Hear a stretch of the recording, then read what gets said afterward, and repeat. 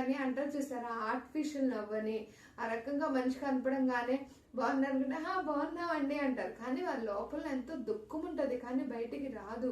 అది ఎక్కడి వరకు పై వరకే, కానీ హృదయంలో ఉండే దుఃఖం ఉంటది చూసారా, ఆ దుఃఖాన్ని ఎవరు చూస్తున్నారు? దేవుడు చూస్తున్నాడు. స్వయంగా ప్రభువైన యేసుక్రీస్తు వారు నీ దుఃఖ దినములు సమాప్తమగునని సెలవిస్తున్నాడు. అంటే ఏంటండి, దేవుడు మన ప్రతి దుఃఖాన్ని చూస్తూనే ఉన్నాడు. అది ఎందు నిమిత్తం దేవుడు ఎరిగి ఉన్నాడు కాబట్టే మన దుఃఖాన్ని సంపూర్తంగా అంటే పూర్తిగా కూడా దాన్ని తొలగిస్తానని చెప్తున్నాడు.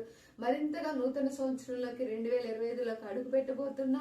దేవుడు స్వయంగా మాట్లాడుతున్నాడండి, నువ్వు దేనికి దుఃఖించొద్దు, ప్రతి దాంట్లో నేను నీ దుఃఖాన్ని తుడిచివేస్తాను, పూర్తిగా తుడిచివేస్తాను.